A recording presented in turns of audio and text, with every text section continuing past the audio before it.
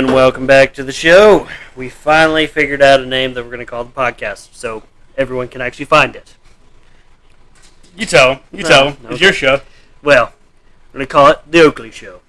I know it's super simple, but it fits. So you know what I was wanting to call it. It's better than, you wanted to call it Oakley Productions. I'm like, dude, it's a good name for like the whole thing if you want to have two channels, 3 channels, but you can't do that for the show name. Well, I'm going to do that for like a merch store and stuff. And then he hits me up with the Oakley Show, and I'm like, that shouldn't work. It shouldn't be that simple, but it works. But I like it. And if y'all like it, leave a comment or just hit the like button on the video. If I named one, it would be the Black Show, and that would be unacceptable. It would be confusing. Unacceptable. And very confusing. But his last name is Black, so it's... That joke's got me in trouble at school a few times. I believe it. We're going to do a first here on the show, though. We're doing Irish car bombs. Oh. No, not blowjobs. That's a different drink. He says we're going to do first. You know, I go for my first instinct. It's what it is. I can't help it. Mm-hmm. But I have to prepare the Irish car bombs. I'm going to do that right here on the side. Hit me up with Jameson first. Oh, yeah, he was wanting to try the Jamesons. So. I don't drink a lot of good whiskey. Like, I'm drinking Keystones. I drink, like, the Keystone liquor equivalents at school, so, not a classy man. Oh, Jesus Christ. You got the good shit. No copyright. Don't steal. Jesus Christ. He doesn't drink liquor. I drink Irish car bombs. You don't drink straight liquor, though. Nope. That's all you. Yes, sir. Sinker and drinkable. I'm going to just skull it. Yeah, you are. It's a shot. It's Jameson. Take that shot like a man. That's what happens when you drink low-proof liquor. It's Jameson's. I want to... No. Let me get one more tasty, just so I can talk. I mean... No, we're going to get him sloppy on this. No, I'm wanting you to take the shot so we can do the damn drinks. You want to start him? Yeah. Well, that's why I wanted to start the podcast. I wanted to do the drinks. So, he's never had an Irish car bomb before, and I did this with my wife and mother-in-law the other night. And we got all of the ingredients to make Irish car bombs, so they didn't like them. Jameson is really easy drinking. Yeah. Compared to... Well, it's not, but yeah, for maybe you. I don't like it. Compared to other whiskeys, it's also been in the fridge, which it's cool. Which is why the flavor is mellowed. Nah, fuck. You got a lighter? No, I got a knife. Give me a knife. So we're gonna talk about the hunting trip, right? Or the documentary that you're supposed to let me see, and you never which I will send that to you, and you can upload the whole thing. That's how you do it, right there. Hold that. I guess that's the nitro, huh? That's going to be loud as shit. That's the nitro. Yeah, we'll talk about the hunting trip. How that went, yeah. Because we didn't really talk about it much. We talked about it beforehand. A little bit. And we talked about my last hunting trip, which was an abject failure. Abject? I don't know what the difference between abject and object are. Because I know object is like the literal, so I don't know. Damn close.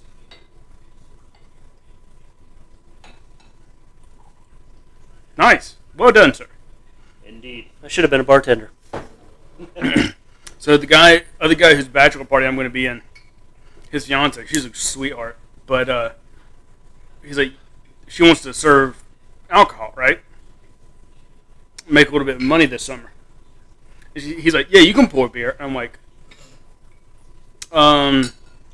you might be able to pour beer at like a sports bar, but like, you know, there's actually a skill set to pouring beer in the kind of upper class sense of that word. Yep. And it's like you have to know like the different kinds of beer, what glasses they go into, how much head each type produces, how hard you pour each beer. I'm like, that stuff can take a while to learn. I think the actual, like, there's a name for it. There's like a specific beer server. Not licensed, but certification. It's only like 4 weeks, but you really do. Beer is not super simple. Thank you, sir. I'm going to take the head off of it just because There ain't no head. the top. Didn't spill it. Yeah, there is a specific class you have to go to be a certain type of bartender. Like, You know Beer Temple? yeah, Beer Temple and Seaboard? you're the one who told me about it. Yeah, they require them to get the certification. And all that is knowing how to, like, properly care for the beer. No, we got to cheers first. What are you doing? I don't know the order. Dude. Tell me the order. Cheers? This is the first time for me. I've never the had first an Irish time. car bomb. So what we're going to do, since we normally cheers at the beginning of this show anyways, we're going to go ahead and cheers. And we're going to sink her and drink her, and it's going to be a good time. It's all in one? Yes, you have to chug the whole thing. Okay. If you don't, it will curdle. Clatter. Yeah, clatter. No, it'll curdle. Yeah, so clabber is just another word for the same thing. You're a clabber. I am a clabber. Your mustache is clabbering Okay. right now. Cheers, my friend. Cheers. To the Irish car bomb.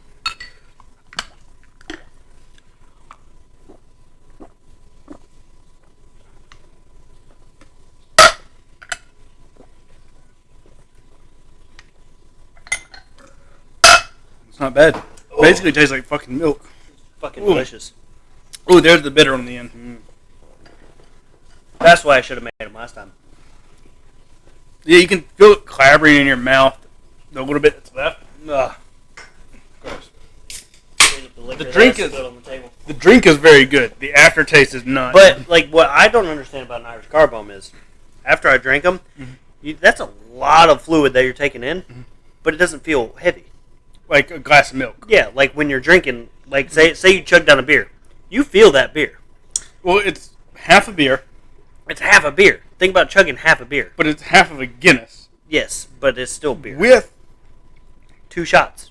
well, there's a body of there's a lot more body to a Guinness, and you have the Bailey's, which has a lot of body. Like you should feel it. Creamy. Creamy. Yeah, you should feel like heaviness on your stomach. You ever drink Bailey's from a shoe? You ever drink Bailey's from Oh, a I shoe? can't do it anymore. I'm old Greg. What you doing in my waters, boy? I wasn't fishing, sir. I swear. And what your hook doing to my head? Why'd your line stuck to my head, mother licker? Oh my god, old YouTube was so much better. That was okay. I guess it was a TV show uploading to YouTube, but it was so it was much the better. BBC TV show. Have you ever drink Bailey's out of a shoe? You think you can love me? Look at Greg's mangina. You know, Greg, I think I'll be on my way. You don't love old Greg, do you? You know the Starboard Sailors? No. Starboard Sailors. No. Uh, The YouTube? yeah, before Everdream. Like gaming? Watch it. Yeah, Gaming channel? yeah. Okay, yeah. The guys who are my friend group, I won't say that. The guys I was in band with, they had a YouTube channel for a while called Starboard Sailors. The name of that channel came from another skit from that same TV show. Oh, really? The guy's sitting in like it's like a toy store or something. Yeah. And they're like, yeah, we're gonna be the future of music, and they're just playing this weird techno. And like one of the lines is like, it's like future warriors, starboard sailors. Oh, no. Guachi, what are you doing? When is he going to fucking come on? He said he would after the COVID calmed down because his parents are fairly older. But he has a great YouTube channel. Like I always thought that he was just like a. Have you Guachi, seen I his love it. Twitch? Yeah, like he has a successful one. Like, he's like a He's Twitch doing guy. pretty good. Like, Yeah. don't get me wrong. I thought he was just like a guy who was like trying to promote his stuff. But No, I he's remember good. a few times He's nasty. I've looked at it, and he's like he actually has a channel. Like, he has a real channel. He has a real channel. Yeah. This is not a real channel. This No. is just bullshit. But it's fun. And I hope people that are watching find this fun and enjoyable because I do. So. Oh, my nail. My nail's going to fall off. Fucking disgusting. Hold on. They got to get a better look. He smashed the shit out of that thing, and it's all I see when he's waving his hand around. He looks like a '90s like band. I was member. letting him know it's not painted. So that's basically what the close-up was. He looks like one of those guys like Green Day or one of those like Don't- neo-punk Do bands. not ever fucking say that I'm Green Day ever He again. looks like one of those neo-punk band guys who would do like 2 nails black, and that would be it. You remember that shit, right? Mm-hmm. I remember when Green Day was cool though. Like, I thought they were cool, but I didn't get it. They're still good, but don't ever compare me to fucking Green Day. I'm way harder than that shit. Yeah, I'm more of like Ice Nine Kills.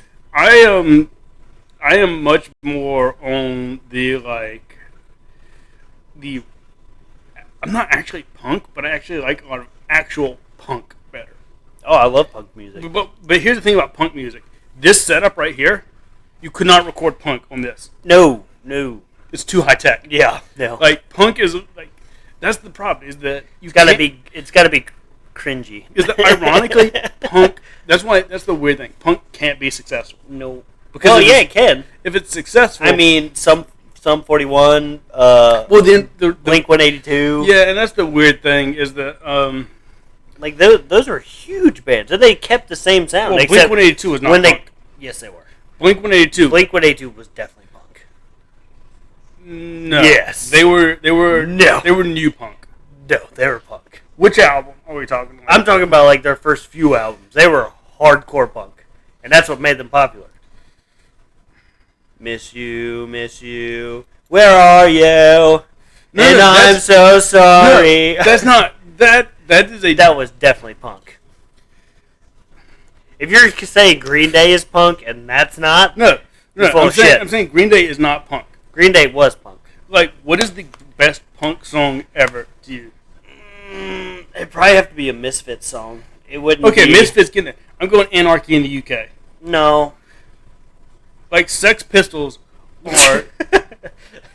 You're not fucking bad. What? I swear to God, you that Sex Pistol shit. Or the Sex Panther, that's what I was thinking. Oh, not Sex Panther. Sex Panther is amazing. But Sex Pistols is the quintessential punk band. I think Misfits has got to beat. Misfits and Pennywise. Pennywise is good too. Like, believe it or not.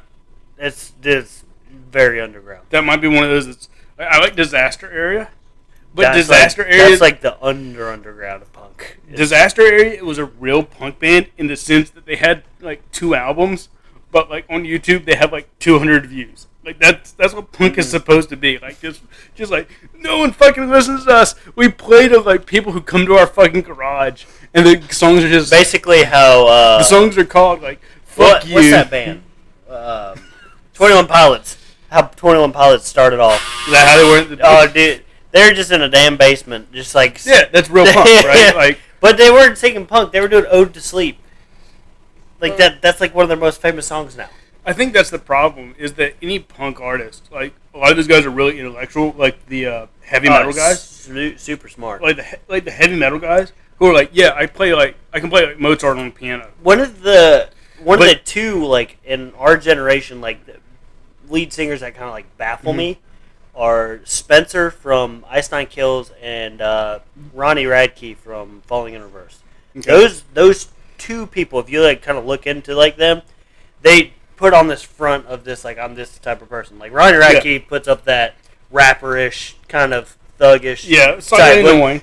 But his 2 new albums that he come out with, okay, or 2 singles that he came out with, fucking like masterpieces. And it's like he took his old songs and like remade them. Okay. And it's like classical. Oh yeah. But he still has the screamo in it at the very end. So like if you look at it, that's what I'm saying about metal. But also Spencer from Ice Nine Kills, he's doing the same thing. But like he did an entire album of all horror movies. And like it was fucking awesome. But the way he like does it and the way he does everything, he made an entire series. Yeah. He's got music videos on YouTube. He goes through the entire series, and then in the end, I'm not going to spoil anything, but in the end, he kind of ties it all together. Okay. But it's fucking cool. So, there was this thing we were talking about in one of my music history classes. Go grab your vape. Where a lot of metal guitarists will actually just play Mozart. You motherfucker. The Irish car bomb hit him.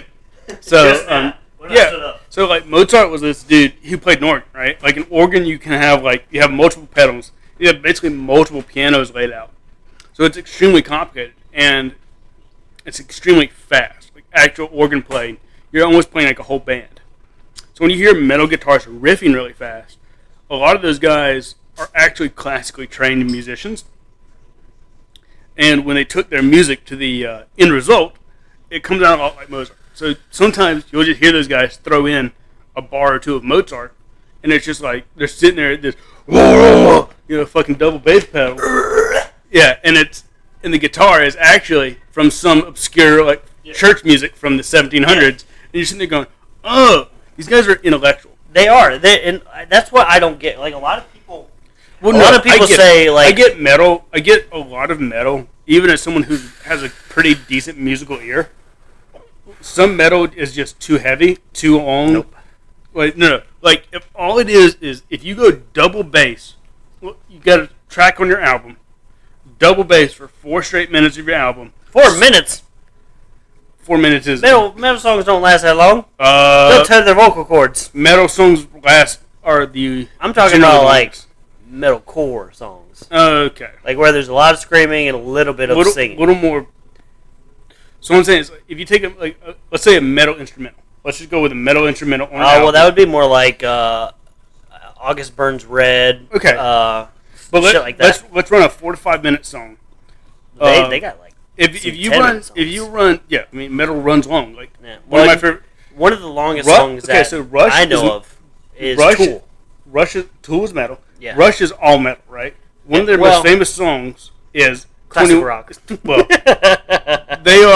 Rush is metal proper. Rush isn't heavy metal. Mm-mm. Rush is metal, which is the same thing that most of classic rock is actually Metallica. Metal. Yeah. Pink Floyd was like. Well, I'm getting to Pink Floyd. Rock. I'm getting to Pink Floyd here in a minute. I love. But 2112 is a 20-minute song, and it's a story. Yeah. And it has and it's actually usually played as 5 separate songs. Yeah. 5 or 6 separate songs. So like metal they did that series on Guitar Hero. When you're going through the campaign, do 2112. You had to do the 2112. You had to do that. The 20 minutes? Yes. Oh, I love 2112. But it was broken up. But you still you weren't done when you finished the first half or the first quarter. I'd say. Yes. My dad would come down to the basement. It was funny that you brought that up. Hold on. It was funny that you brought that up because I was playing it on Guitar Hero. This world he made it quality. I stock in trade. Come and join the brotherhood of man. This is going on YouTube, right? And you're singing. Oh, what a happy world or contented world. Yeah, I know it. But my dad came down while I was just hold the rest are probably high in hand. I was monstering. We are the priests of the temple. Oh no, he messed up. Of Siri. Great computers fill these hallowed halls. Yeah, I know it. Anyways, my point being is that I didn't even get to finish my story. I'm both making points. The point being, metal guys are I guess that I don't know my point. Metal guys are smart. It's fucking bottom line here. That's what it is. A lot of people think they're stupid and they make obscene music. My point was that if you have a musical ear, if you have those tracks on your album that are popular with people who don't have a musical ear, there are 4 minutes of double bass, a few screamo lines, and heavy guitar the whole time. I don't like those tracks. I love them. You like them. I love them. But I think metal guys are their most interesting but when they have those changes in style. When you have I can take a minute of that, but you can't do the whole track. That's my point. It's different when it's not the entire album's not built out like that. Yes, but that's just kind of what they're kind of showing off a little bit. They're kind of flexing, basically. That's how you flex in the metal world is have the fast fucking shit where you're like, all right, motherfuckers, you think you're fast? Watch this. Let's go, motherfucker. You got to work on your tonguing though. Even the metal guys when they sing, even though they're not enunciating clearly, they're still creating musicality. Dude. They're still creating a lot of musicality with their mouth through techniques that are specific to metal. I came across this one song. I don't know much about the band. They're not very big. They're not a very big band at all. So take it before you get there. Just think about next time you listen to metal, listen to the singer specifically and compare the where he changes syllables to the double to the double bass. Yeah. So, fucking what? That's what you're talking about. Clear tonguing. What the band that's most commonly known for doing that? Oh my god, Jesus. I mean, this is why heavy metal is not my thing. I don't like heavy metal. No. It's fucking can't remember the damn band name. Of Mice and Men. Old Of Mice and Men. Okay, so you got new Of Mice and Men. It's been different singers throughout the years. They've gone through first singer, and then the second singer, and then the second singer had also a softcore singer with him, and then now we got a regular singer, or just singer. So like this.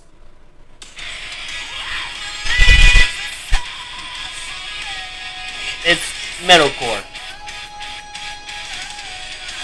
And nowadays, so they go really hard in that song. Like that's just the beginning. That's the intro, and then they evolve and turn into like harder stuff. They veer off in different paths.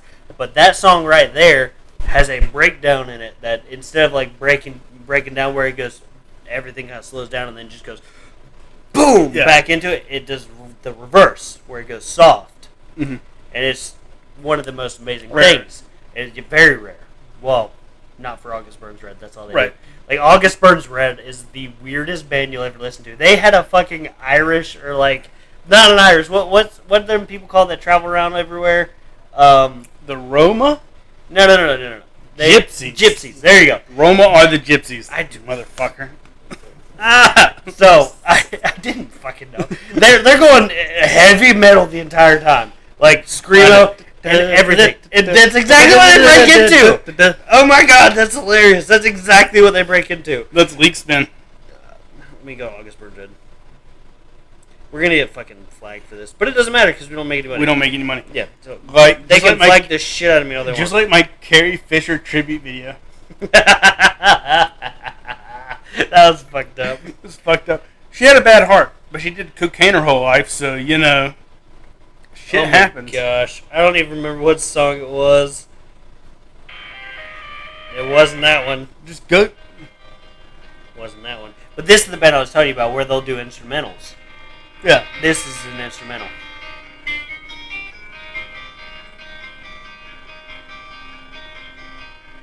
Fucking awesome. And then right here, their drummer is nasty. Any trained guitarist can play this. Yeah, but their drummer is their... Is that the drummer playing a string? He's not playing anything. The other string instrument, what is that? This is not the guitar. They have two guitars. I didn't know if he was playing like one of those... And he fades it back out, and fades it back in. A drummer. If you're a drummer, and you have a drum pad, I will give you one piece of advice to become a better drummer, which is instead of doing your rhythms,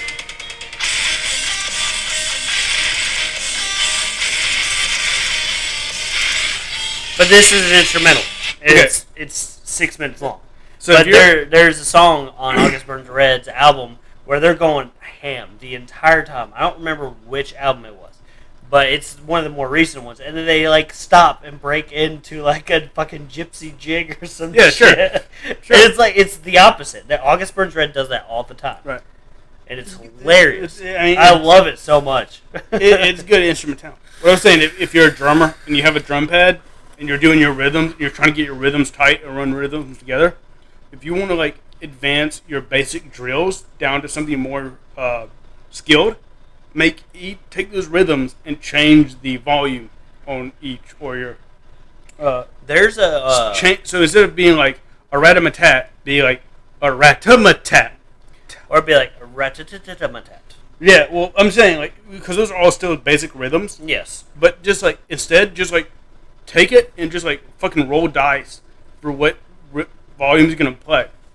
What that's gonna develop is instead of you thinking about hit the drum, you're gonna think about hit the drum thusly. Hit the drum like this. Well, the fun thing about this band is that's what takes a drummer from somebody who can play a rhythm to somebody who can play the drums as an instrument. If that makes sense. I honestly don't know who my favorite drummer is between Travis Barker and Neil Peart. Right. Because Neil Peart wasn't just a drummer; he was a percussionist.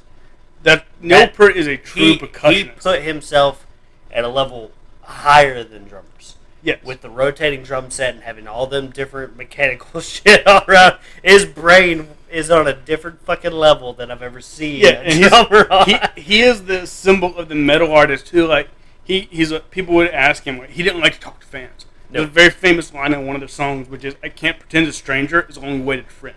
He wrote all the lyrics for their songs. Oh, did he? And the line, "I can't pretend," or most of them, He was primarily Neil Peart is the drummer for Rush. Yeah.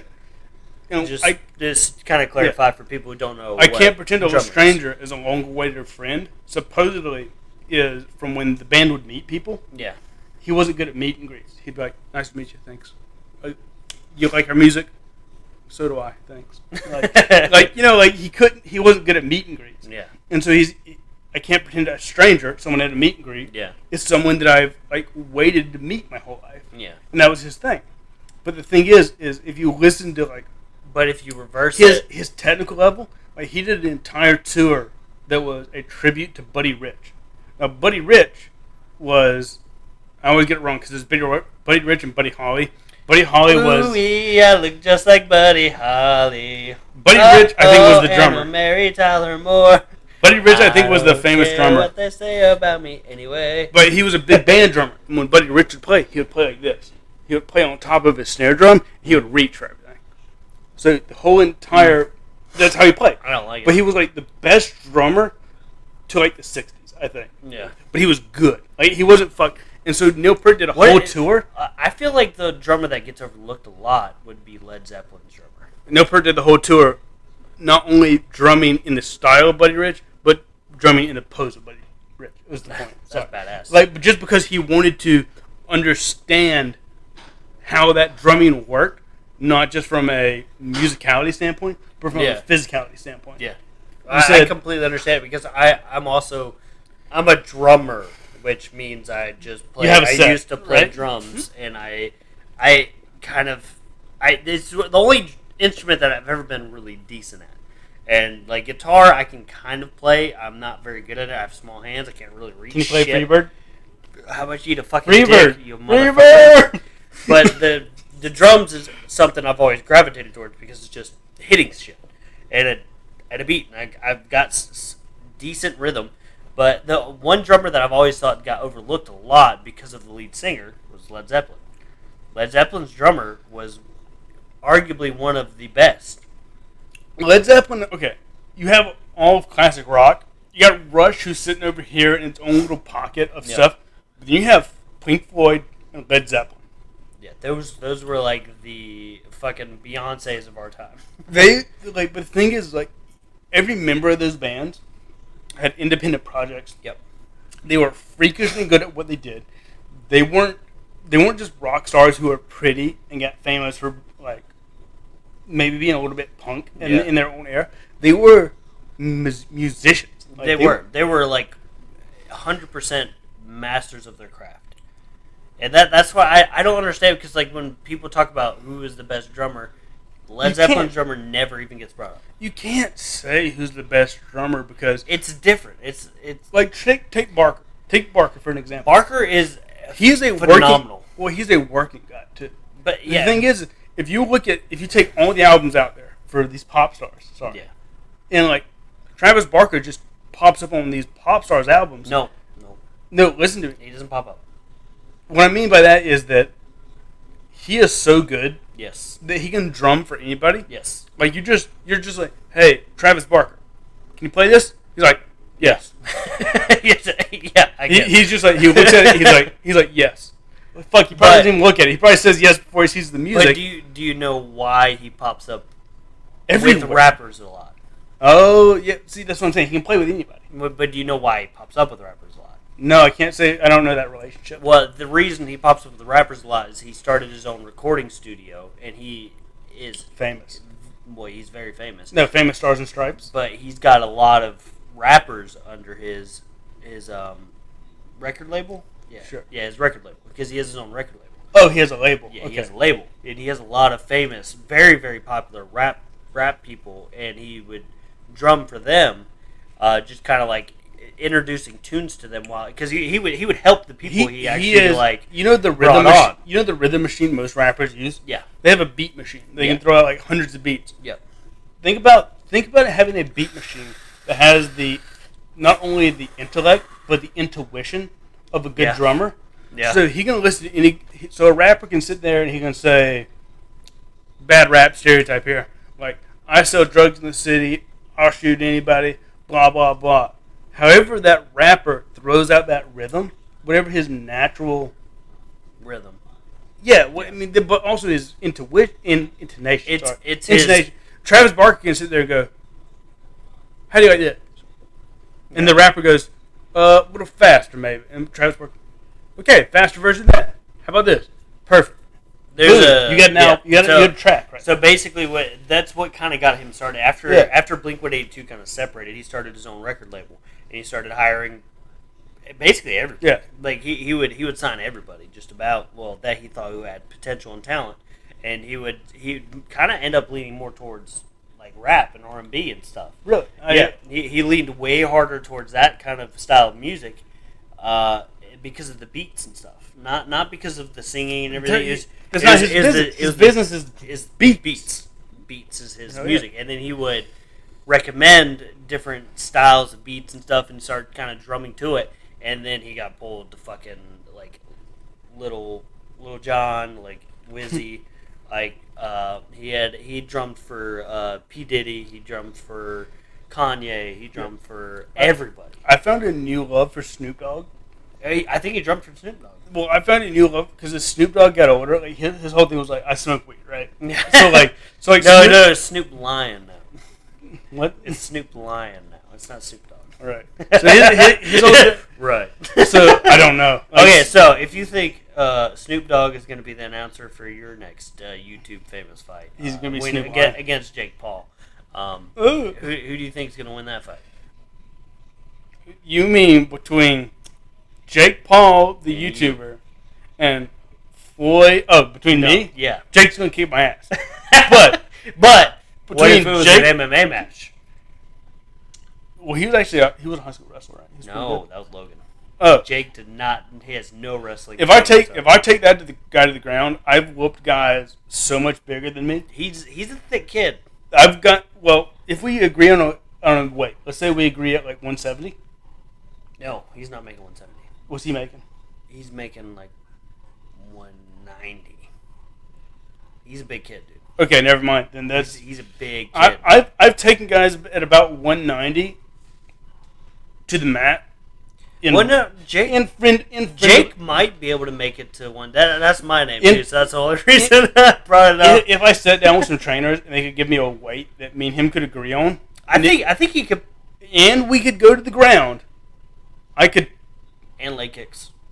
I had Taekwondo in my background. Yeah, like it's an MMA match. Say it's an MMA match, not a boxing match. This is why Joe Rogan would have done so well in early MMA. Yeah, because he was good at Taekwondo. And the thing is if you don't train for kicks, and I kick your fucking ankle or I kick your knee, now back of your calf. That's where they're kicking now. Or MMA has some like weird kick positions that are not so much based on. MMA is based on training people who have two fighting sports backgrounds, wrestling and striking. Well, they're like, okay, so you know a little bit about fighting, or you're a good athlete, but you can't actually fully dedicate to training every sport, right? Like Taekwondo, like if you still had like Taekwondo black belts who had black belted through competition, not just training like I did, who had black belted in competition, and you put them in an MMA match where they could block punches, block takedowns, and they were scoring strikes on ribs. Yeah. The Taekwondo kick breaks a rib every time. Like, that is how aggressive those kicks are. You have to understand that Taekwondo was developed. No. You have to understand Taekwondo was developed. Want to break no ribs. Taekwondo was developed as a true martial art, like for warfare, right? Yeah. So, like, think if you have like a sword in your hand. That's why I don't do Brazilian jiu-jitsu. Or if you have like a sword and a shield in your hand, or a spear in your hands, and both your hands are occupied, and it's like block high, kick him in the ribs so hard it breaks a fucking rib. Yeah. That's what Taekwondo came from, and then it became the sport. Yeah. Well, or like kick him so hard in the fucking knee he falls down and you stab his ass. Yeah. Like Taekwondo was in MMA it's more like kick him so hard in the knee, punch him in the face. Right. But the thing is like Taekwondo was like specific martial arts that can be very dominant. Yeah. Aren't like if you take anybody out of MMA who are even in the higher level and you throw him in a boxing match at a high level, he's not a high level boxer. He's not a high level Taekwondo guy. No, that's why McGregor lost to Floyd Mayweather. Right. He's not a boxer. He is not a high level jiu-jitsu guy. These guys are all actually like just below what you could be professional at in all of these martial arts. Yeah. Like they know what they're doing. They've practiced a lot, but they're not like good enough to compete at a high level in any of that stuff. Well, speaking of mixed martial arts, what do you think about? Because I'm thinking about like uploading his video. I want to see. Hold on. I want to see Hold on. first round knockout Mayweather versus. And I want him to. I don't care. I want 10 rounds. No, I don't. No, I want Mayweather to knock the fuck out of Logan. I don't want knockouts to put you out of the match. I do. I want 10 rounds. No. Where if they had to put fucking. If they had to sit him in a chair and he has to sit there like this. One knockout per round. So Mayweather just. Logan? Yes. I just want to see. Well, no, Logan's not the shithead. Jake's the shithead. Wait, who's boxing Mayweather? Logan. That's not fair. Logan's the nice one. I just know Paul's are shitheads. Yeah, well, okay, so Logan became the shithead when he posted Suicide Forest, the dead body in the forest he posted, and they were laughing. Either one of them. I want to see one of them knocked out all 10 times in a row but to avoid the money. No. He knew he fucked up because, I mean, what? I don't know. I don't know how I'm going to react if I ever see a dead body and I'm recording, but I also know if I run into a dead body while I'm recording, I'm not going to upload that video. Turn the camera off. I'm not going to upload that fucking video. Like, you know, he was still going through. I don't know if he still is, but he's still going through legal stuff from Japan. Look, you know what Japan's conviction rate is? No. It's over 99%. I think it's in the 99% range. Well, he probably had to pay out of the ass.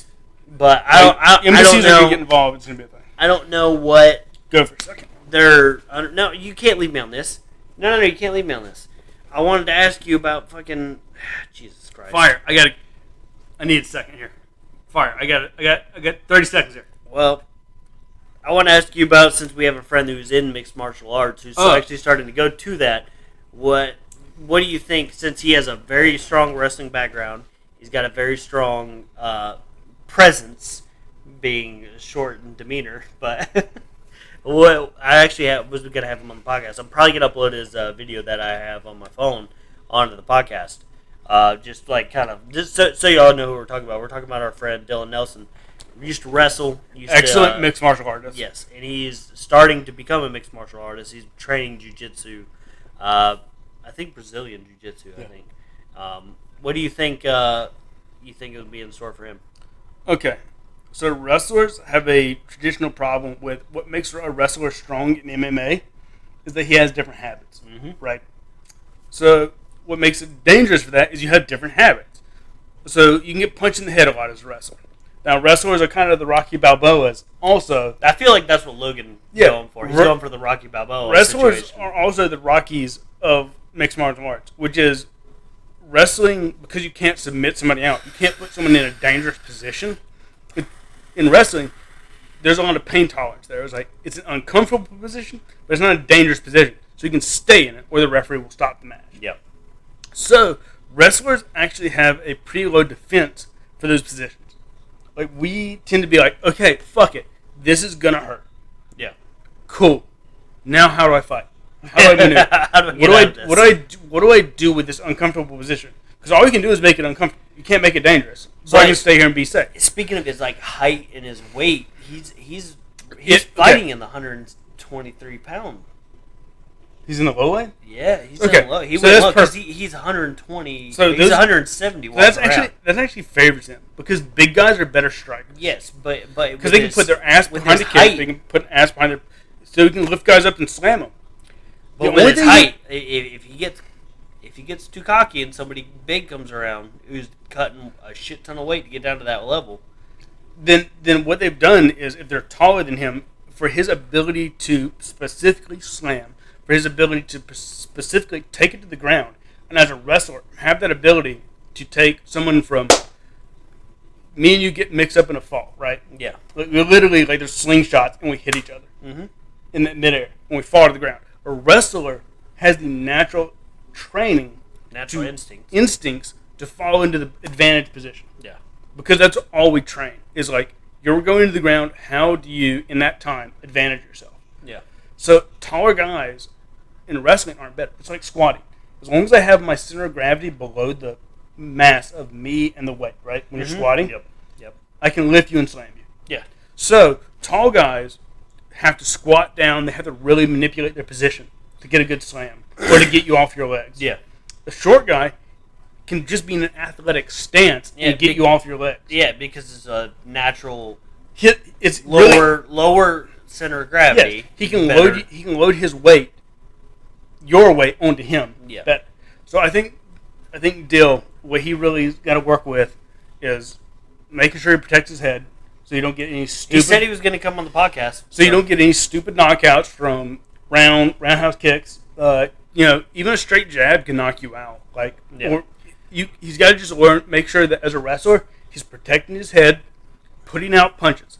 You don't have to put out a bunch of punches. I've seen his punches. They're not great, but they're starting. You can kind of see like there's potential because with his jabs and with his strikes, you can kind of see it's coming. Your punching doesn't have to be good. Your punching just has to be enough to make sure that you're like addressing this area. Yeah. Right. Like, but to make sure that you're not. He's not. That's the thing. Like with me and him, are pretty much almost the same height. I'm like 1 inch taller than him. That's it. And like the way that we have to go through fights is, I've never fought. I fought one time. And that was it, and that was because it was unexpected. It just kind of happened. But no, it was more like jump up in the air. Bah! Confidence is 90% of honestly, confidence wins. When you slap somebody in front of me that's a family member, not siblings. I understand. Not siblings, but a female boyfriend like that. I'm not gonna fucking sit in the car and like watch him do that to you. So I'm gonna run over there and jump up in the air as high as I can because he's fucking 6 foot fucking tall. I jump up in the air and just said, "Gah!" If you hit somebody, they probably deserve it. Well, yeah, no, I don't hit people. Like that's what I'm saying. Whoever got hit by you had it coming. No, that was one time I've ever been in an altercation. Period. What happened?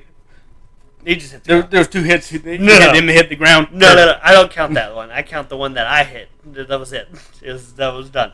And then we got back in the car and we left because somebody was cracked out on some fucking. If you had to protect yourself, honestly, you ever had to protect yourself, and you don't think you can win it, but the situation is turning into a defensive situation where a fight is imminent, hitting the other person the first time can win. Like just being like, motherfucker, I will hit. But you might still lose, right? You might still lose. There's a that's fucked up advice, but it's there's a thing, and I don't know if it's every guy or if it's just me, but I'm extremely nice. I try to avoid altercation outright. I'm not very. Right, of course. I'm very passive on aggression and everything. I try to be as nice as I possibly can be, mainly because of my mom. Like, she passed away a couple years ago. Actually, I'm going to get a commemoration tattoo. He's getting some ink. Which is kind of funny because if she was live, she'd beat my ass. Yeah, she'd beat my ass if I got a tattoo. But I'm getting a big fucking tattoo, all like from like probably about here all the way down to here, and it's gonna kind of spread to my chest and spread to my back. But when she passed, I kind of like made a pact with myself when my mom passed, to kind of be more like how she was, because everyone could come to my mom and talk to her like with their problems, with everything, and then she wouldn't give you like this whole like disappointing talk. She wouldn't give you this, I'm disappointed that you did this kind of thing. She would sit there and understand. And when she would understand it, she would give you her opinion. She wouldn't, like, put you down for your opinion. She wouldn't do this, do that. It was more of an understanding, listening, and offering advice. A truly good advisor. Yes. Offering advice and not making you feel like you're being put down. Right. So it was... That's how I've always been. So when I got into the altercation, there's a switch in me that it doesn't get switched easy, which you've never seen. Oakley. No, I don't want it. I don't want anybody to ever see me like that, because when that switch gets turned, I'm not the same person. Right. Like, I am. When you get angry, no one is when they get truly angry. But this is different. Like, a lot of people say, like, I'm not the same person when I'm angry and everything like that. But when my switch gets flipped, it doesn't flip back as easy as You stay mad for a minute. most. I stay mad till I get satisfaction. Oh, fucking hell. Yeah, Satisfaction. He demands satisfaction. Satisfaction of That's like dueling language. like I'll be back in a that's second. yeah, that's just how I've always been. But it's extremely hard to get me to that point. But to get me to that point, you have to do something that I deem needs to be addressed. If it's something that, like when my switch flipped, would be more along the lines of when my family member, not saying who, got backhanded in front of me from her boyfriend. No, that's not okay. My switch got flipped. I don't even remember what happened until after it happened, because it was all simultaneously happening. Because I saw it happen, and then my body reacted before my mind could react, and I was already in motion at that point, and I couldn't think things through, and I ended up knocking someone unconscious. I didn't feel good about what I did, but at the same time, it was justified. I don't want to get to that place. I'd never want to get to that place. I'm not a very... I don't like altercations. I'm very, very much so pacifist. I like to stay out of being put in a situation where I have to react that sort of way. But most of the time, I'm pretty much, what you see on the podcast, like this motherfucker walking back here, I'm pretty much laid back, chill, not very aggressive at all. Just kind of go with the flow, pretty much.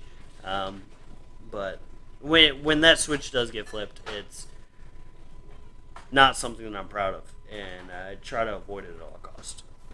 But at the same time, if it happens, that's just who I am as a person. If you're not okay with that, then you need to fuck off. But that's just, I know every male, even females, like not just males and females. It's different. It is different. It is different, but that hasn't happened since. There's a point of pride here. That was when I was 19, I think.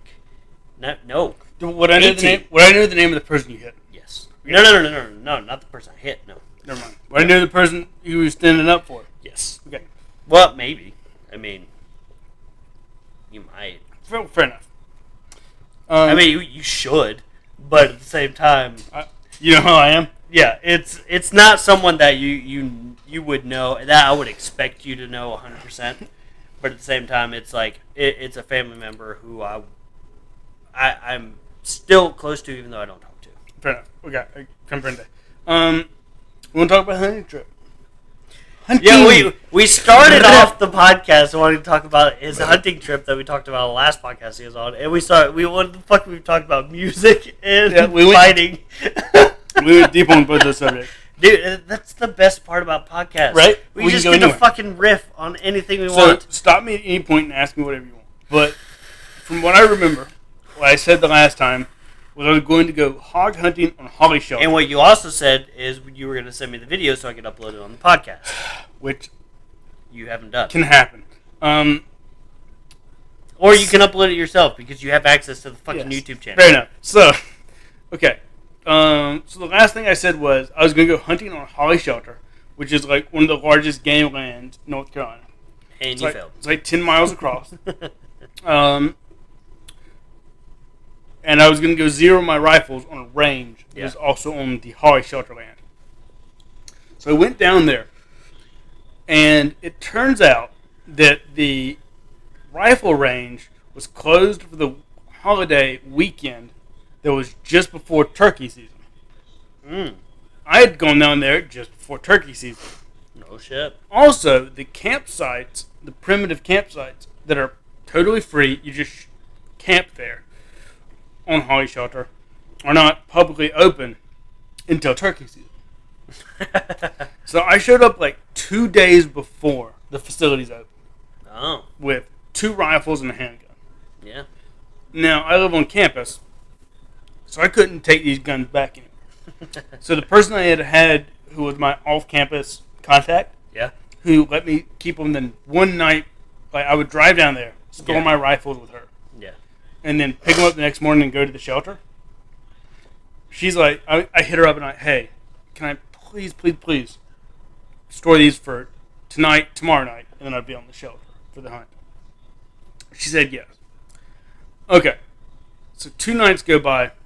I go back. Where were you for them 2 nights? On UNCW. She had my guns. Okay.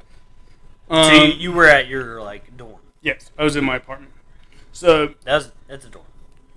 Don't say apartment. they are apartments because dorms are a specific thing. Like they're like the concrete floor It's a bitches. dorm.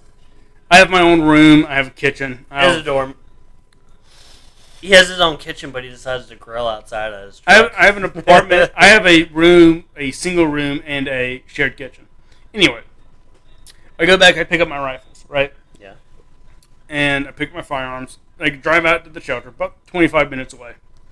I go to the range, but I'm running late this day. So I get out there. This is an old school range, right? It's a long range rifle range. So they run for 15 minutes, shoot for 15 minutes, and you have 5 minutes to go set up your targets and stuff. But they're not pressuring on that 5 minutes because it's a 200-yard range. Okay. So if you had to walk out there and bang, it's 400 yards. So it can take people a while to actually go out there and reset stuff. Better not. Anyways, I get there for 2 cycles. You better hustle, bitch. I get there in time for 2 cycles. Well, 3 cycles really, but you have to watch a 10-minute safety video. And I'm like, it is the basic range stuff, but they're not pressuring people because mostly who shoots out there are people who know. People who know what's up, right? Yeah. Most people who are going to a 200-yard range know what's up. It's not like an indoor range. Anyways,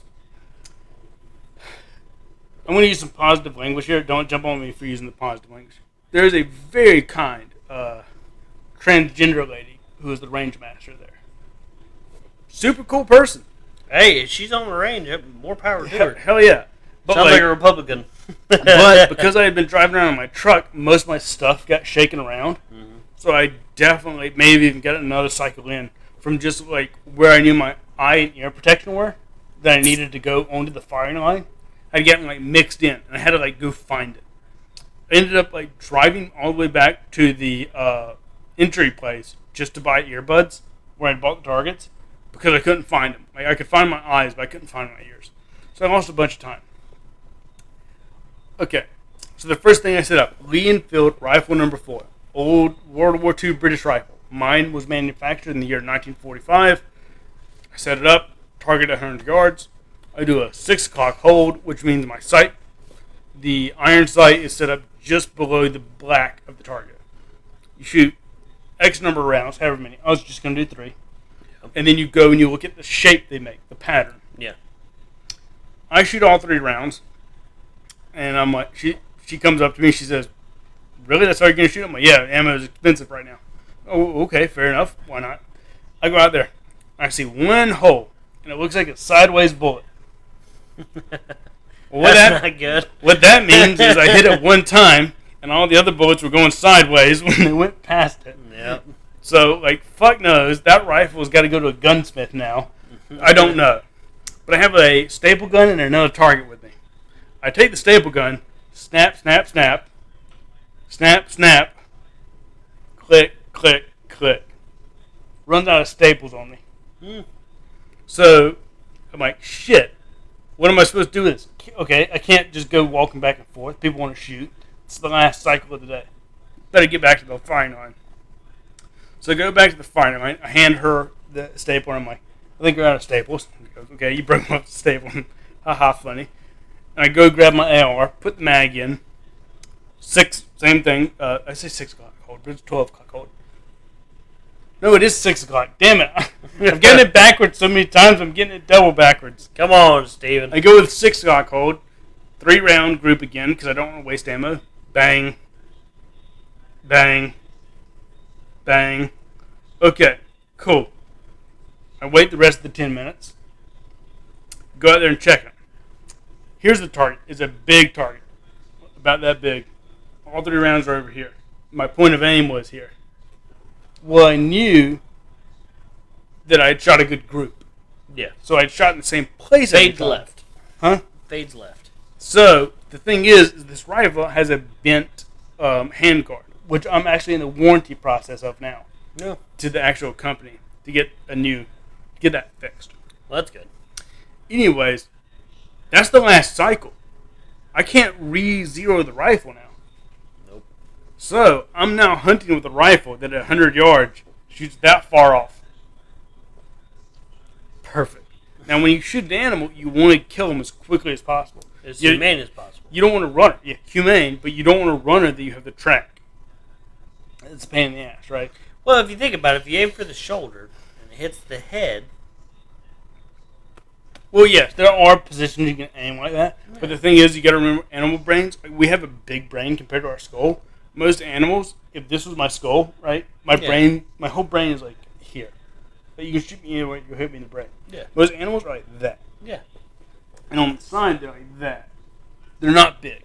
Yeah, you get that. So you can hit animals in the skull and not kill them. Oh, yeah. Whereas humans, skull shots mostly a brain shot. Mostly.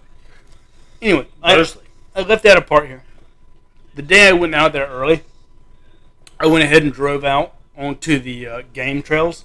They're not game trails. They're roads. And I drove about 5 miles out. Yeah. Where I turned around. And I had a pretty good idea. And there's also a 2 mile long, about 100 yards wide waterfowl sanctuary. Ducks, geese. Yeah. Things like that. And I went all sorts of wildlife. Well, specifically migratory birds. So I went out and looked at that site as well. And I did like a 5 mile loop. So about 10 miles total driving. These roads are rough too. Like, there's a few washouts in it, or near washouts. Your old Danger Ranger made it through there? Right. So, I finish up on the range. Range closes precisely at 5 o'clock. No more cycles. Nobody gets an extra. Cool. Thank you, ma'am. Rebag my rifle. Go over here to the campsite. It's just a little grass patch. That's all it is. It's a grass patch. And they have 2 courtesy deer dressing sites. Like posts where you can you have the crank to lift them up. Yeah. That's it. Under a little wood shelter. So I go to the far end. I set up. There's a bunch of fire pits. There's 3 or 4 fire pits on the site that have been improvised by campers. Yeah. One of them, some asshole had improvised not in the edge of the patch. He'd thrown a bunch of batteries in it. Just trash. Why? Instead of loading your trash out, this is a beautiful site. What a fucking asshole. It's free. It pissed me off. But I set up for camp that night. I grilled that night. You brought food with you. Yeah, I brought a bunch of food with me. Yeah. And I stomp out a little area that's in these weeds off to the side. I stomp it out so it's like a little piscatorium. So I got a little pissing patch over there that's off the site. Just off of it a little ways. I grill. I have a great night. Next morning, I get up with the sunrise. I get up with the sunrise. I make my breakfast on the grill. It's awesome. You can just grill out there all the time. I got this cache of stuff that was all my supplies that I was storing outside the truck. Yeah. I could have put a tarp over it, but there was no rain, and none of it was water sensitive. So anyways, I cook my breakfast. I put my backpack together. This whole time I'm recording intermittently for the school project documentary I'm making on this.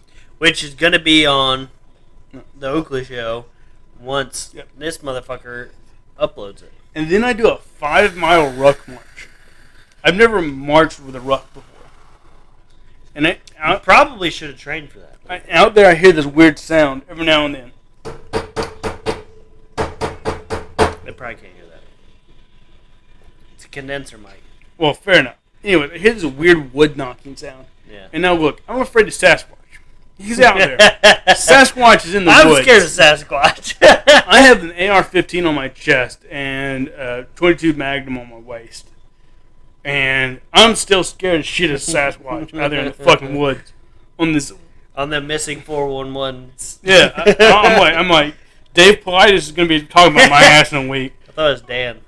It's Dave. So, alright, I'll take your word for it. So there's these little bridges that go off into the wood. So the road is built up, right? But that's all swampland.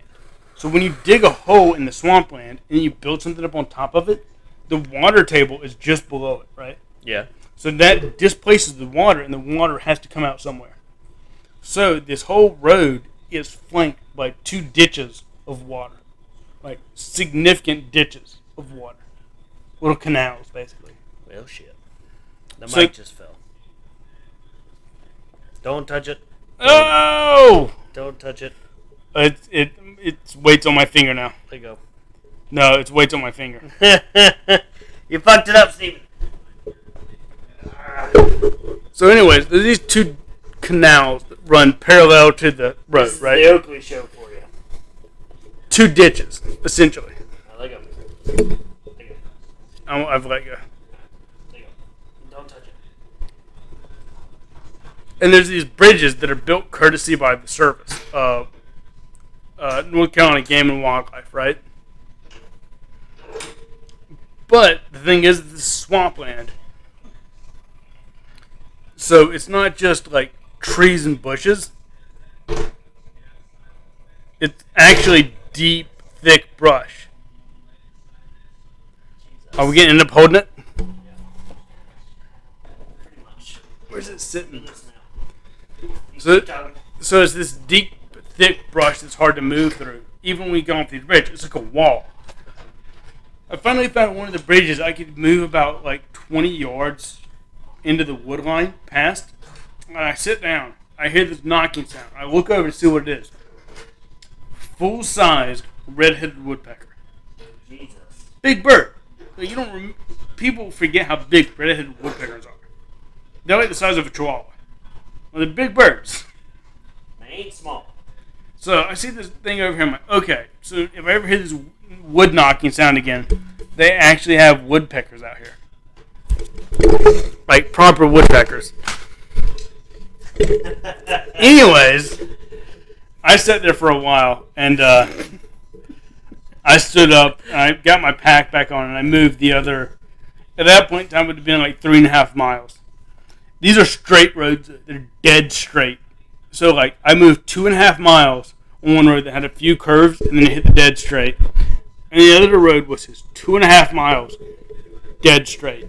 So you start looking at stuff in the distance. It's like a weird dead branch right out of the road, and you'll walk for like a half mile before you get to it, right? Like, so your markers are like that. So after 5 miles, we're holding it. That's just it. Yep. So after 5 miles of walking like this, never trained for a ruck march. I got like an old Alice pack with the 2 water canteens and then an assault pack on, rifle, pistol. That was all my weight, I guess. I had some like superfluous weight, like I had a shovel behind me. But what was it? 5 miles, and I get to this place that I decided previously on the recruiting thing the couple days before. I sit down. I do a little more recording. I record snake cannibalism. A black snake eating another snake. But the crazy thing is, I'm so tired. So I take my pack off, I lay it down, I get my camera set up ready, and I just hear something moving around in the grass behind me. I'm like, what the fuck is this? We about to get squirrely. We're going to get real squirrely here. It's a good setup. I see what you're doing here. Keep talking. Anyways, yeah, I hear this rustling in the grass.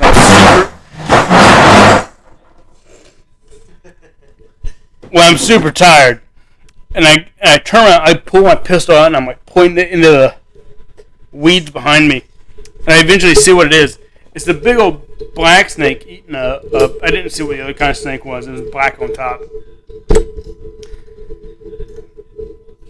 Anyways, I sit down, I finish, I have some snacks. I spike my second water bottle, which is 2 quarts, so half gallon. I spike it with a caffeine pouch. Always be very careful. Do not over caffeinate on the marches because it makes you piss more. Makes your water intake less efficient. You have to take that sodium. Right. Anyways, You're depleting your sodium sources. Anyways, I leave my backpack there because at that point in time, I'm not anticipating to see anything. Yep. Even though on this way in, I have seen bear tracks, I have seen turkey tracks, I've seen wolf tracks, I've seen cat tracks. Well, that's much better. And I'd only seen some. So deer tracks and hog tracks look a lot alike. Yeah. But they are like different in the way the toes point. The toes point? The toes point a little bit differently. Like, I think deer. Well, no, I think hog are out, deer are in. Yeah, deer are definitely in. Deer are like this, hog are like this. And that's fine. Anyways, I see some cloven hoof print that are actually inlaid into other prints. Yeah. And I'm like, I'm not 100% sure because like prints can easily be bastardized. Yeah. But I'm like, I don't know if these are hog or deer. So I leave my pack at the 2.5 mile mark, the 5 mile mark. And then I'm just like, I'm not going to see anything today. I'm not going to shoot anything today. I don't need the extra equipment. Yeah. So I return the 5 miles with that out equipment. Just water, rifle, and pistol. And I get back to my truck, do dinner that night, lay down, drink a bunch of Fireball. The next morning, I do not get up with the sun. Yeah, I believe it. It was Fireball and whiskey. So the next morning, I don't get up with the sun. I get to a late start. I keep forgetting details. The 5 mile return march, I meet 2 guys in trucks. Turkey season starts in like 2 days. Yeah. After I'm there, or after this day. And there's these 2 guys who are both looking for turkey sign. Well, I tip them off because I'm not looking for turkey. Yeah. Tip them off, tell them what I'm there for. Like, hey, how you doing? They both offer me rides, but I got too much pride to take a ride. Because I'm also still looking for details, right? I'm also still looking. But both of them give me information. One guy's like, yeah, down this way.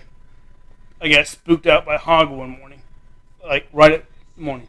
And the other guy's like, hey, I've seen a bunch of hog sign on the disabled entrance. So a lot of public game land now has a disabled entrance, which is basically like a entrance where you can drive in. Yeah. And then it's just more accessible, right? That's all it is. He's like, I saw that, but I also got spooked out by a bear down there at one time. Thanks, man. No, I don't want to ride. Have a great day. Whatever. This night I go back to my truck, drink a lot of whiskey, drink a lot of Fireball, grill a little bit, go to sleep.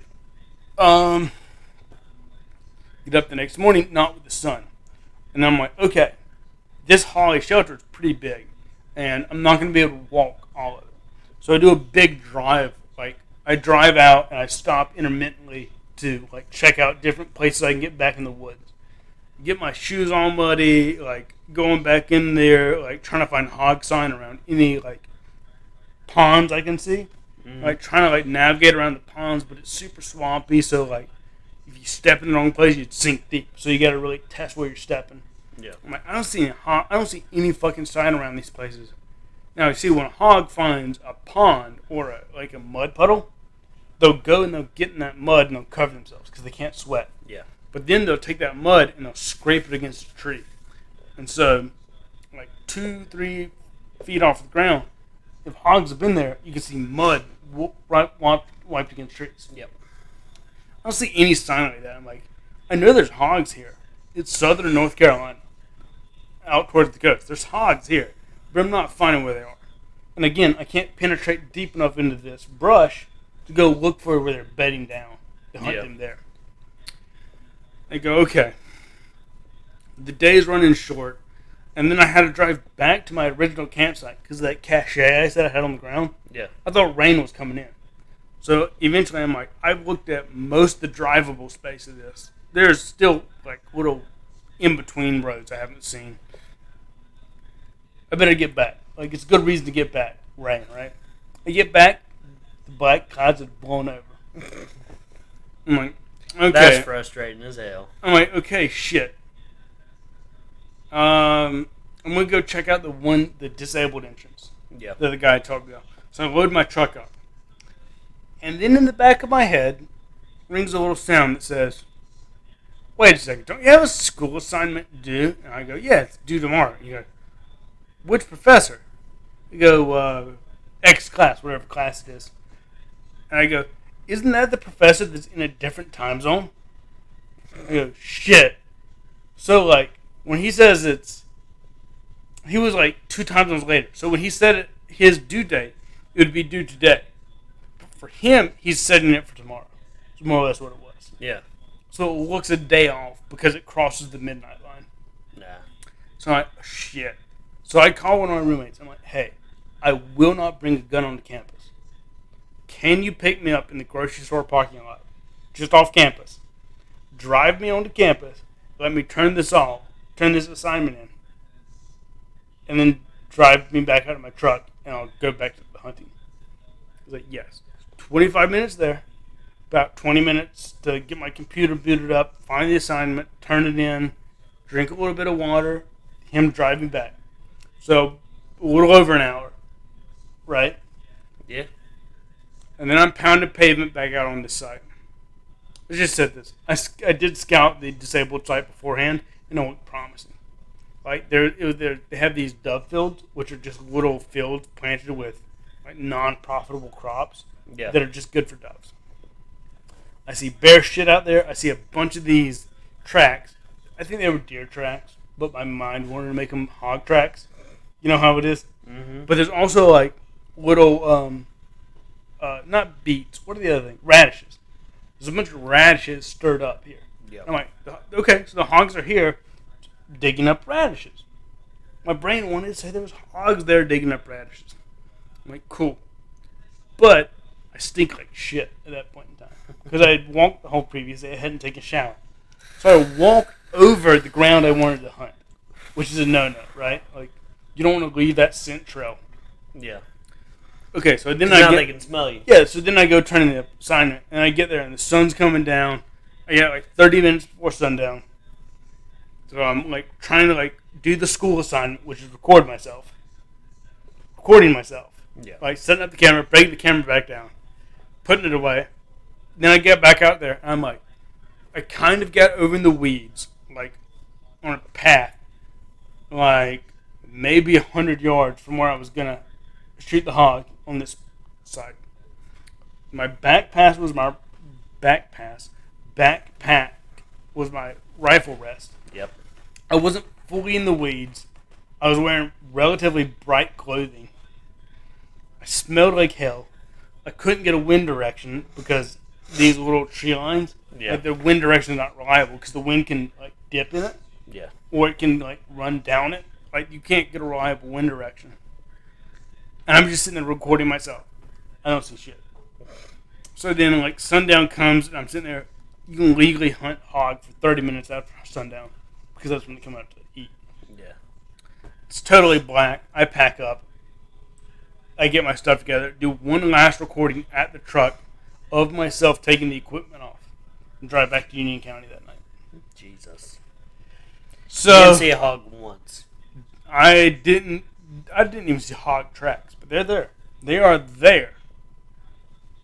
But like hunting hogs ain't easy is the thing here. Well, it is in Texas.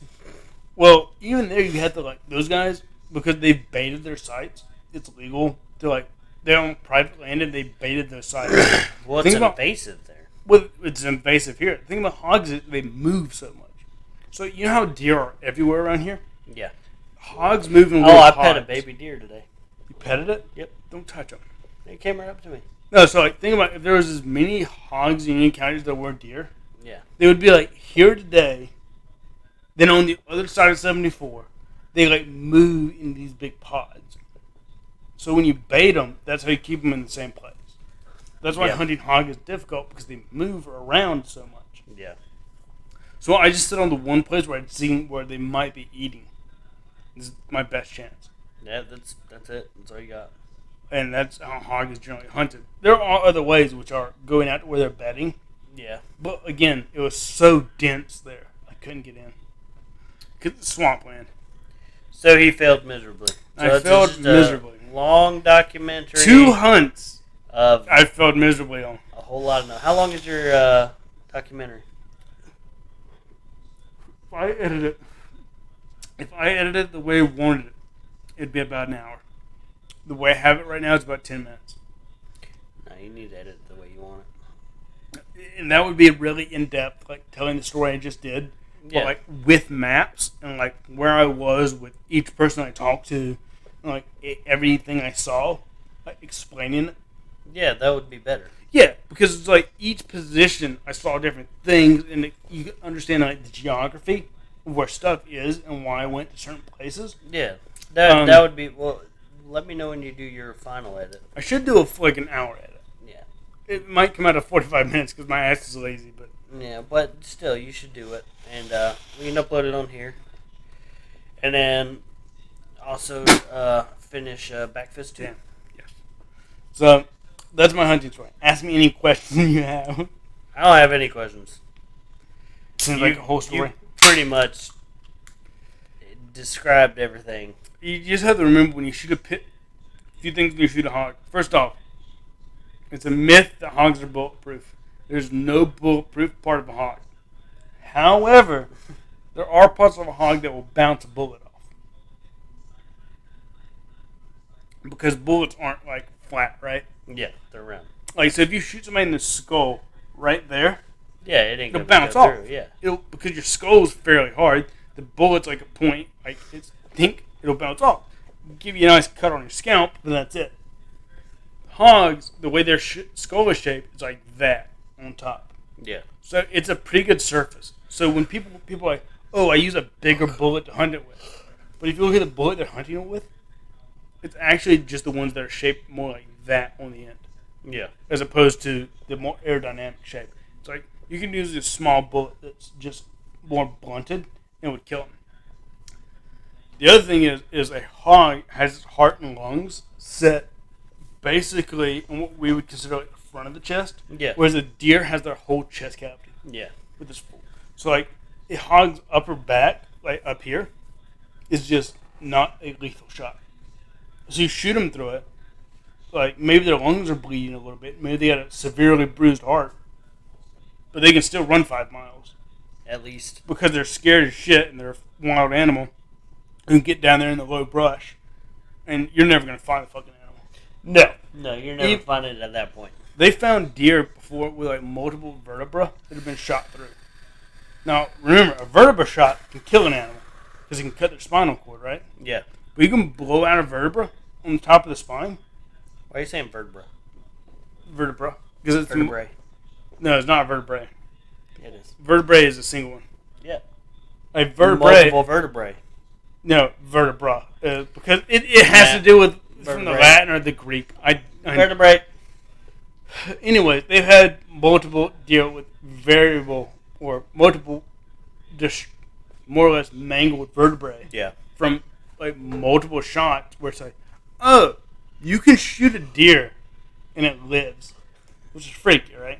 Yeah. Hogs more so because they have that weird body shape and their organs, the lethal shots aren't where you expect them to be. Shoot something with a big enough round, it's going to kill it anyways. The more you know. The more you know. Facts. Well, Steven's going to teach me how to change the podcast name. So that way when this episode's uploaded, it'll already be the Oakley Show. You donesy? I'm done, see. He didn't even talk for that last 15 minutes. I didn't. 15. It was more than 15, motherfucker.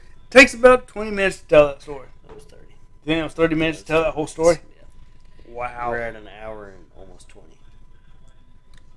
And then think about the footage I have to include. Yeah, I know. That's like the quick version of it. Yeah, I know. I believe it. Like, You recorded 2 days worth of footage. yeah, true. So Well, that's the whole process of being a filmmaker, though. Like, you have to be able to cut down shit that you don't deem necessary. You got to be able to piece together a story. thing is, though, I'm just going to tell you this. When I was out there recording, I was so worried about moving that if I was recording, it's because I had so much, like, freedom at that moment that I could. It's like, ugh. You can imagine, like, guys who, like, record in war zones. Yeah. But where they're like, okay, I can get my camera out. I can talk to these guys. So the actual act of getting, like, actually interesting, like, action footage Yeah. is so hard. I can't imagine it. It's ridiculous. Like, now that you've gone through that actual experience, what has it changed for you as a filmmaker? like is a documentary style filmmaker. If I had two people, there's that great documentary. Those guys who went on foot to the Antarctic. Yeah, you've seen it. You know the one I'm talking about? No, these two guys I've heard of it. These two guys go to the Antarctic, but the reason they're able, there's another guy who's doing the exact same thing in the exact season they are, but he's doing it solo. Oh boy! And this guy died eventually through his exploits. But like the only reason that I think they could record is because they could record one another. Yeah. Like my thing was like, it just took so much effort to actually start the recording process. Yeah. That meant like stopping and doing something other than what I was focused on. See that's it's why too people complex. Get camera crew. Yeah, exactly. So if I had another person, I could be like, hey man, I'm gonna walk ahead. Can you just go ahead and like pull your camera out and record for a second? Yeah. Sure.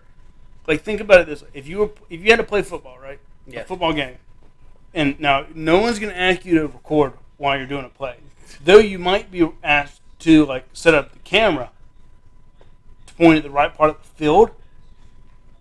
But then you have to be like recording the other players while they're playing, and then when the coach says you're in, you gotta go in. It was similar to that.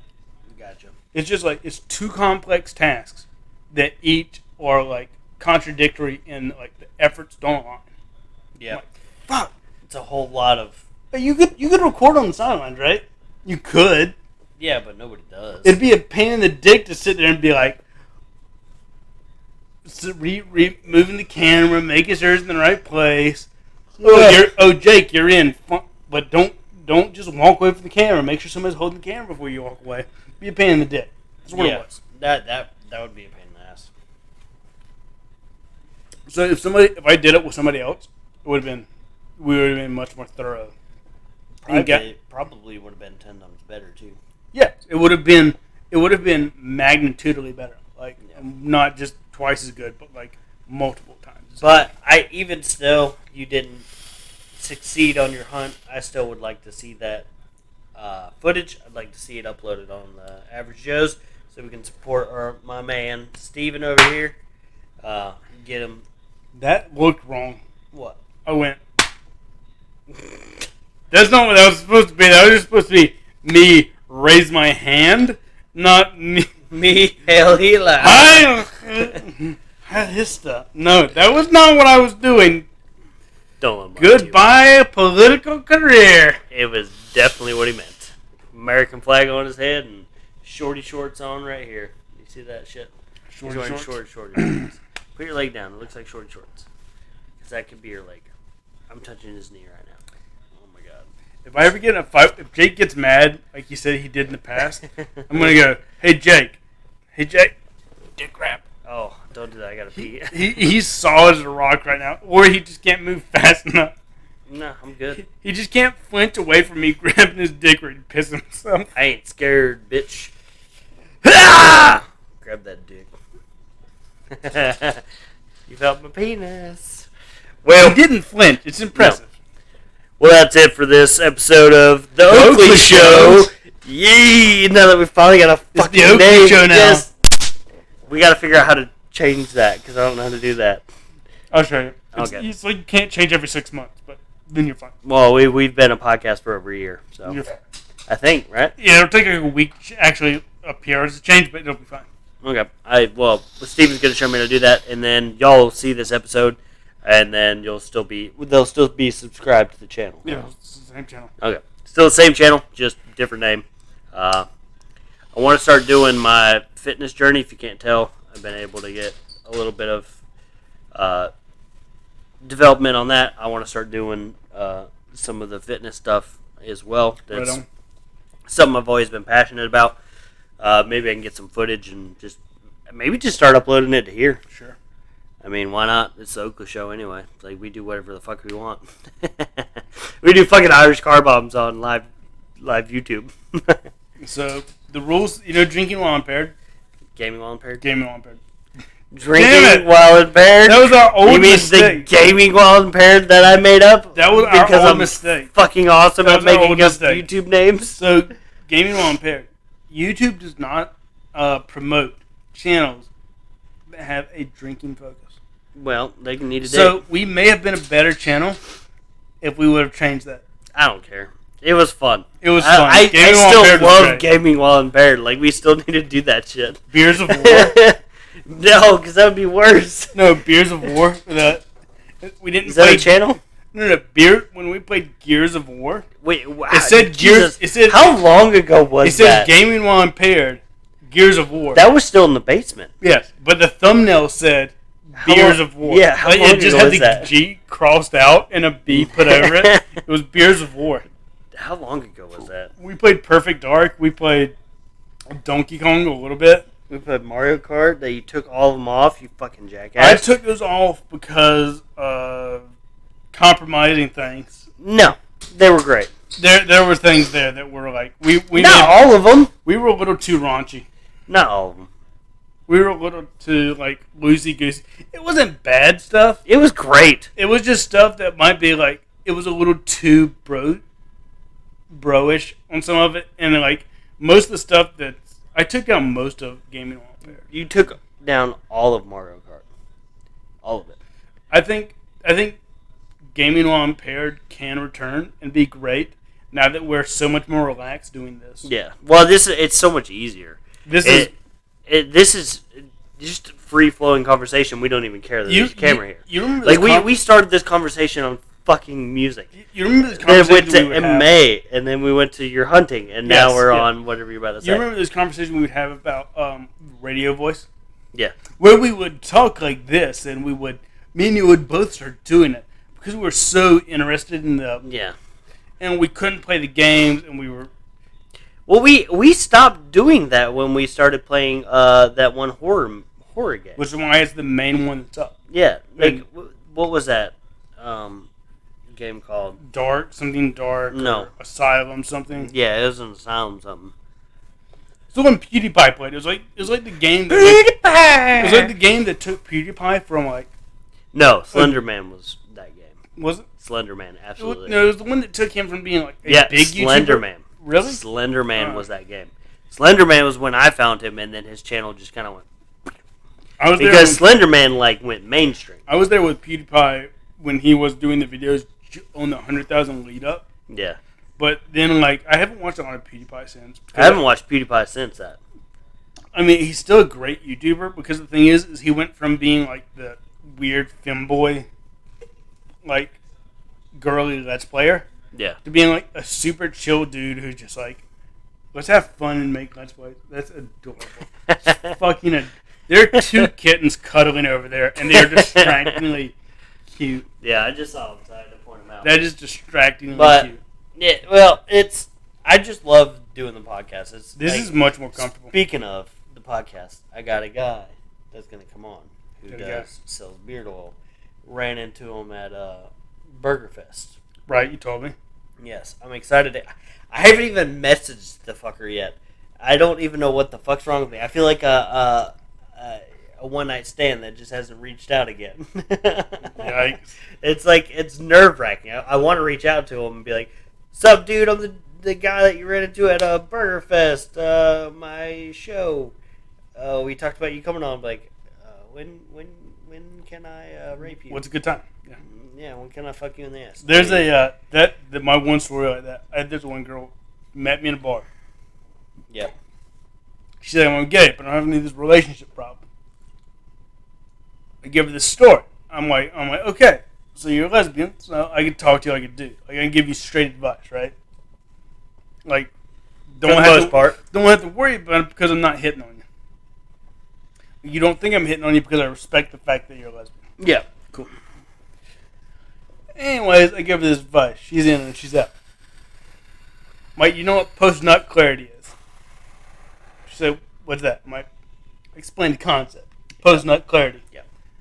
Anyways, you can understand how that explanation goes, is to be like, hey, if you want to think about this relationship, there's something you have to do before you think about it. Yep. And then you got to be clear-headed. Like, actually, but that's different with a.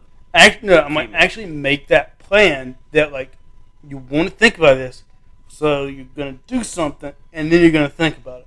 Yep. Well, I made the mistake. Found out later this chick was bi. What I ended up doing was basically having a highly sexual conversation with somebody who I didn't think it was sexual, right? Mm-hmm. She's grabbing my knee and shit at the end of this conversation. Oh. But pretty fucking drunk, too. Anyways, I had gotten her number at some point in time in this.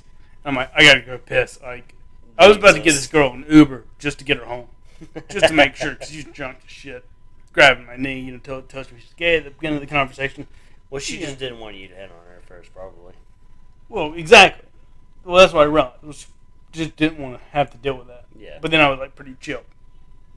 Well, that's the same thing. It's like, well, when I went to piss, she wasn't there when I came back, and I'm like, somebody should have got her an Uber. Like, that was actually my plan. I didn't have plans to do anything with that. But then a couple of days later, I did hit her up, and just nothing back, and I'm like, shit.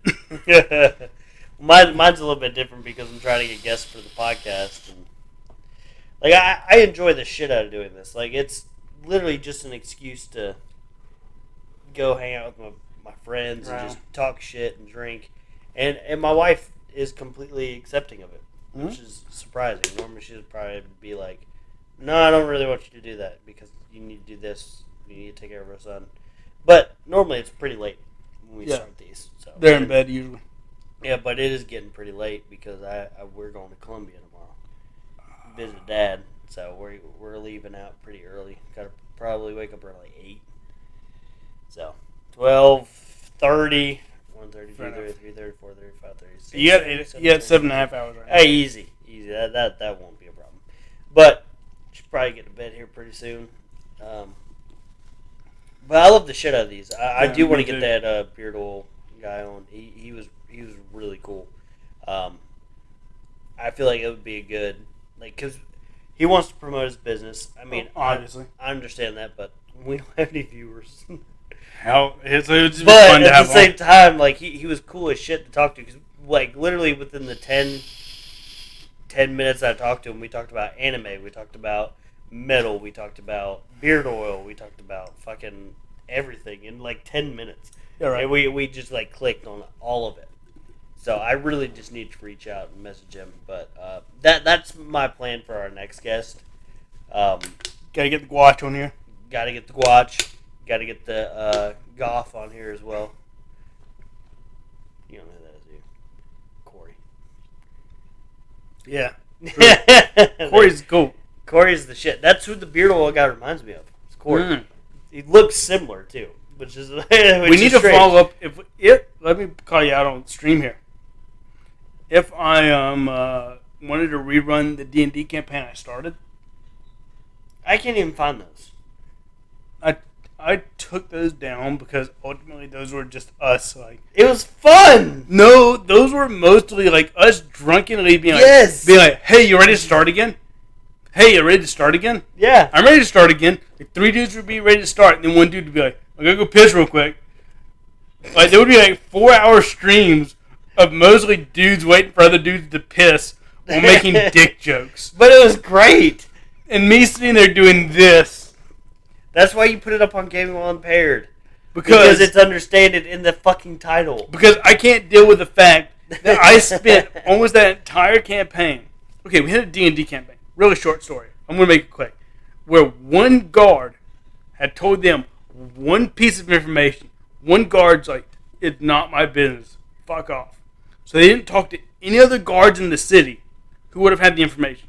This one guard was justified in telling them that they were like trying to have this conversation with this guy who was busy. He's like, "I don't fucking know.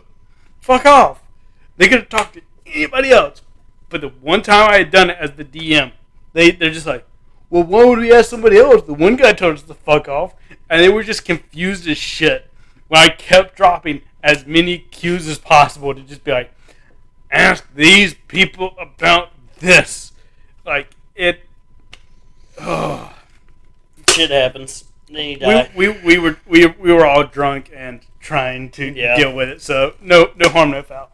I really want to get a good mead and like drink those on the podcast. We can get a mead. I know a place to get them. Well, Beer Temple. You get us some mead. Mead is expensive as shit. Oh, you get us some mead and we'll drink meads out of some fancy mugs. It's basically wine, so it'll get you drunk really quick. Well, we'll take it slow. Okay. Irish car bombs will get you drunk pretty quick too. Yeah, and we still have a whole Guinness. Well, you want it, you're more than welcome to it. I'm done. Post-stream car bombs here. Nope. For him, maybe. Not me. Right. I got to drive tomorrow to Columbia. You calling it? I'm calling it. All right. Well, guys, we'll see you back on the next episode of the Oakley Show. I almost went with Streaming While Impaired, which is the show that I only ever was on. But, guys, we'll catch you back in the next episode of the podcast. Thanks for watching, and see you next time. Gracias. Live long and Peace. prosper.